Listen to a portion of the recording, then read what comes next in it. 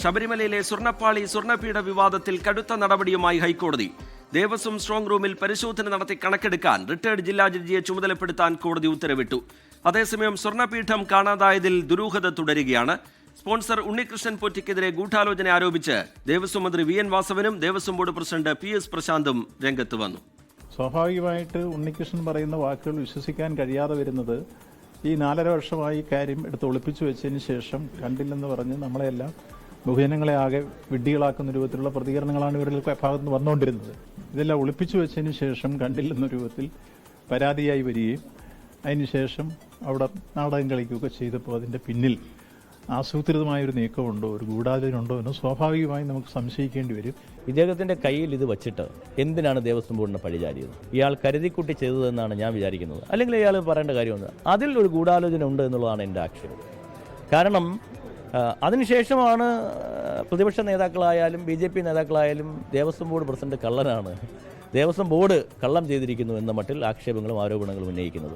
ഇയാൾ ഈ കൈവശം വെച്ചിട്ട് എന്താണ് ഇങ്ങനെ പറഞ്ഞതെന്നുള്ളത് എനിക്ക് മനസ്സിലാകുന്നില്ല. ഇതിനകത്ത് വേറെ വലിയ ലാഭമുള്ള കേസൊന്നുമല്ല. എന്നുവെച്ചാൽ ആകെയുള്ളൊരു ഇതെന്ന് പറയുന്നത് ശബരിമല ക്ഷേത്രത്തിന് മുമ്പിലിരിക്കുന്ന ദ്വാരപാലകരുടെ ശില്പവുമായി ബന്ധപ്പെട്ട അതിൻ്റെ അടിയിലത്തെ പാളിയെന്ന് മാത്രമേ ഉള്ളൂ. എന്താ അതിനകത്ത് വേറെ ലാഭമൊന്നുമുള്ള കേസല്ല. സ്വർണ്ണപ്പാളി ബന്ധുവിന്റെ വീട്ടിൽ സൂക്ഷിച്ചതിൽ ദുരുദ്ദേശമില്ലെന്നും വീഴ്ചയുണ്ടെങ്കിൽ ഉൾക്കൊള്ളുമെന്നുമാണ് ഉണ്ണികൃഷ്ണൻ പോറ്റിയുടെ പ്രതികരണം. 2021 ഞങ്ങളിതുകൊണ്ട് സബ്മിറ്റ് ചെയ്യുമ്പോൾ കൊറോണ സമയമായിരുന്നു. അന്ന് ഇത് എൻ്റെ സുഹൃത്ത് വാസുദേവൻ എന്ന് പറഞ്ഞ ഒരാളാണ് ഇത് ഫിറ്റ് ചെയ്തത്. ഫിറ്റ് ചെയ്തപ്പോൾ അതിന് മാച്ച് കറക്റ്റ് വന്നില്ല. അന്ന് അത് റിപ്പയർ ചെയ്യാനായിട്ട് അയാളുടെ കയ്യിൽ തന്നെ കൊടുത്തു വിട്ടു. അത് വീട്ടിൽ തന്നെ സൂക്ഷിച്ചിരുന്നു. അതൊരു ദുരുദ്ദേശപരമായിട്ടായിരുന്നില്ല. കൊറോണ രൂക്ഷമായതുകൊണ്ടും പിന്നെ ദേവസ്വം ബോർഡ് ഇങ്ങോട്ട് ആവശ്യപ്പെടാത്തത് കൊണ്ടും പിന്നെ അതിനെക്കുറിച്ച് ഞാനും ചിന്തിച്ചില്ല. എൻ്റെ മനസ്സിൽ ഇത് ശബരിമലയിൽ തന്നെ ഉണ്ടാവുമെന്നുള്ളതായിരുന്നു എൻ്റെത്. 10 ദിവസത്തിനുള്ളിൽ കണ്ടെത്തി സബ്മിറ്റ് ചെയ്യണമെന്ന് പറഞ്ഞ് ദേവസ്വം വിജിലൻസ് SPക്ക് ബഹുമാനപ്പെട്ട ഹൈക്കോടതി നിർദ്ദേശം നൽകി. അതിന്റെ അടിസ്ഥാനത്തിൽ ചാനലുകളിലും ഒക്കെ വളരെ ചർച്ചയാവുകയും ഇതിനെക്കുറിച്ച് വളരെ വിശകലനം ചെയ്ത് അന്വേഷണം നടക്കുകയും വരുമ്പോൾ ആണ് വാസുദേവന്റെ വീട്ടിലിരിക്കുന്ന ഈ സാധനമാണിതെന്ന് മനസ്സിലാക്കുന്നത്. അതേസമയം ഈ മാസം 25-നാണ് സ്വർണ്ണപീഠം വീട്ടിൽ എത്തിച്ചതെന്ന് സ്പോൺസർ ഉണ്ണികൃഷ്ണൻ പോറ്റിയുടെ സഹോദരി മിനി ദേവി 24-നോട് പറഞ്ഞു. 25-ാം തീയതി വ്യാഴാഴ്ച വെളുപ്പിന് നേരം വെളുത്തു വരുന്ന സമയത്ത് അനിയനും മറ്റേ വേറൊരാളൂടെ അവൻ അങ്ങ് ബാംഗ്ലൂർക്ക് പോവായിരുന്നു രാവിലെ. അപ്പോൾ ഈ ഒരു സാധനം സീൽ ചെയ്ത ഒരു സാധനം ഇവിടെ കൊണ്ടുവന്നു. ഷീഡാണെന്ന് പറഞ്ഞു. സാധാരണ അമ്പലത്തിലേക്കൊക്കെ ഉള്ളതൊക്കെ ഇവിടെ കൊണ്ടുവന്ന് ഏൽപ്പിക്കും. വരുന്നവരാരെങ്കിലും വന്ന് എടുത്തുകൊണ്ട് പോകും, അങ്ങനാണ്. പക്ഷെ ഇത് പിന്നെ അപ്പൊ അന്ന് ആരും വന്നില്ല, ഇന്നലെയും വന്നില്ല. അപ്പൊ ഇന്നലെ വൈകുന്നേരം ഇവര് വന്നിട്ട് ഇങ്ങനെ, അപ്പൊ ഞാൻ അവനെ വിളിച്ചു ചോദിച്ചു. അപ്പൊ പറഞ്ഞത് സാധനം ഇങ്ങനെ വേറൊരാളിന്റെ കയ്യിലാണ് ഇരുന്നത്, നമ്മൾ അറിയുന്നില്ല ഇത് ആരുടെ കയ്യിലാണ് ഇരിക്കുന്നത് എന്നും. ഇത് 3-4 വർഷം മുമ്പ് ചെയ്ത ഒരു കാര്യമാണ്. വിവരങ്ങളുമായി വിഷ്ണു സുരേഷും AV ജയശങ്കറും ചേരുന്നുണ്ട്. ആദ്യം വിഷ്ണു സുരേഷിലേക്കാണ്. വിഷ്ണു, ഈ സ്വർണ്ണപ്പാളി അനുമതിയില്ലാതെ കൊണ്ടുപോയത്, പിന്നീടുണ്ടായ തൂക്കക്കുറവ്, സ്വർണ്ണപീഠം കാണാനില്ല എന്നുള്ള പരാതി, പിന്നീടത് സ്പോൺസറുടെ ബന്ധുവീട്ടിൽ നിന്ന് തന്നെ കണ്ടെത്തുന്ന സാഹചര്യം, അടിമുടി ദുരൂഹതയും സംശയങ്ങളും ഈ നടപടിക്രമങ്ങളുമായി ബന്ധപ്പെട്ടുണ്ട്. മഹസറിൽ രേഖപ്പെടുത്തിയില്ല എന്നതടക്കമുള്ള കാര്യങ്ങൾ കോടതി ആവർത്തിച്ച് ചൂണ്ടിക്കാട്ടിയതാണ്. അതിലുള്ള അതൃപ്തി കോടതി ഇന്ന് വ്യക്തമാക്കുന്നതും കണ്ടു. ഈ വിവാദത്തിൽ മാത്രമല്ല, സമഗ്രമായൊരു പരിശോധനയിലേക്ക് എല്ലാ വിവരങ്ങളും ശേഖരിക്കുക എന്ന നടപടിയിലേക്ക് കോടതിയുടെ നിർദ്ദേശമുണ്ടാവുകയാണ്. റിട്ടയർഡ് ജഡ്ജിയുടെ നേതൃത്വത്തിൽ അന്വേഷണം വരാൻ പോകുന്നു. കോടതി ഇടപെടൽ പ്രധാനമാണ്. കോടതി ചൂണ്ടിക്കാട്ടിയത് എന്താണ്? അന്വേഷണത്തിന് നൽകുന്ന മാർഗനിർദ്ദേശങ്ങൾ എങ്ങനെയാണ് വിഷ്ണു?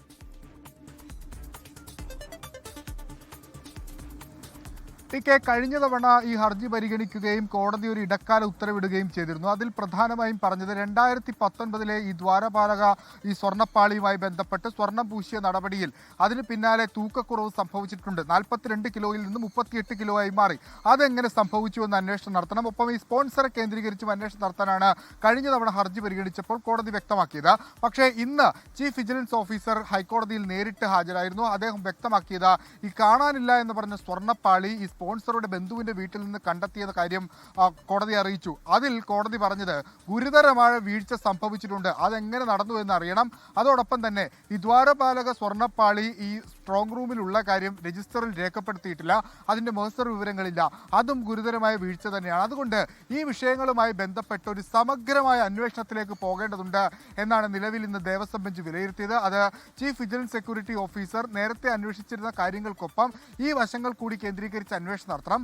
ഒപ്പം അത് ഉണ്ണികൃഷ്ണൻ പോറ്റി എന്ന പേരിലേക്ക് മാത്രം ഒതുങ്ങരുത്. ഏതെങ്കിലും തരത്തിൽ ഉദ്യോഗസ്ഥ തലങ്ങളിൽ വീഴ്ച സംഭവിച്ചിട്ടുണ്ട് എങ്കിൽ അവരെ കൂടി കേന്ദ്രീകരിച്ചായിരിക്കും അന്വേഷണം നടത്തേണ്ടത്. അത്യന്തം രഹസ്യാത്മക സ്വഭാവം ഈ അന്വേഷണത്തിന് വേണം. മറ്റാരുമായി വിവരങ്ങൾ പങ്കുവെക്കരുതെന്ന് നിർദ്ദേശം കൂടി കോടതി വ്യക്തമാക്കിയിട്ടുണ്ട്. മറ്റൊരു പ്രധാനപ്പെട്ട വിഷയം ഈ സ്ട്രോങ് റൂമിലെ രജിസ്റ്ററുമായി ബന്ധപ്പെട്ടുള്ള പ്രശ്നങ്ങളാണ്. 1999 മുതലുള്ള വിവരങ്ങളിലാണ് കോടതി ഇപ്പോൾ അവ്യക്തതയുണ്ട് എന്ന് പറഞ്ഞിരിക്കുന്നത്. രജിസ്റ്റർ സൂക്ഷിക്കുന്നതിൽ പൂർണ്ണ പരാജയം സംഭവിച്ചിട്ടുണ്ട്. അതുകൊണ്ട് അതുമായി ബന്ധപ്പെട്ട് സ്ട്രോങ് റൂമിൽ ഒരു വിശദമായ പരിശോധന നടത്താൻ റിട്ടയർഡ് ജില്ലാ ജഡ്ജിനെയാണ് ചുമതലപ്പെടുത്തിയിരിക്കുന്നത്. ആരാണ് ജഡ്ജി എന്ന് ഇപ്പോഴും വ്യക്തമാക്കിയിട്ടില്ല. പക്ഷേ അങ്ങനെ ഒരാൾ ആ സ്ട്രോങ് റൂമിലെത്തി അവിടെയുള്ള വസ്തുക്കളൊക്കെ എണ്ണി തിട്ടപ്പെടുത്തി അതിന്റെ മൂല്യങ്ങൾ വിലയിരുത്തി അതൊരു കണക്കായി രേഖപ്പെടുത്തി ഹൈക്കോടതിയിൽ സമർപ്പിക്കാനാണ് നിർദ്ദേശിച്ചിരിക്കുന്നത്. അടിമുടി ദുരൂഹത ഈ സ്വർണ്ണപ്പാളി നീക്കവുമായി ബന്ധപ്പെട്ടുണ്ടായിരുന്നു.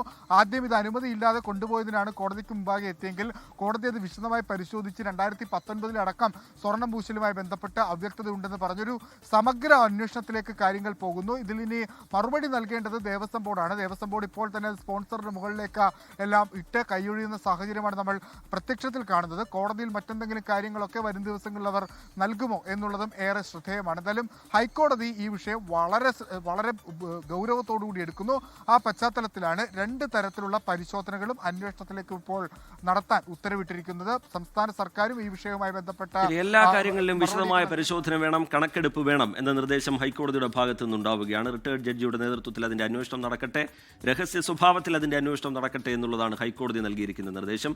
ലോകത്തെവിടെയായാലും ഏത് സമയത്തും 24 വാർത്തകളും ഓഗ്മെന്റഡ് റിയാലിറ്റി പാക്കേജുകളും എക്സ്പ്ലെയിനറുകളും വിശദമായി കാണാൻ ഞങ്ങളുടെ യൂട്യൂബ് ചാനൽ നിങ്ങൾക്ക് സബ്സ്ക്രൈബ് ചെയ്യാം.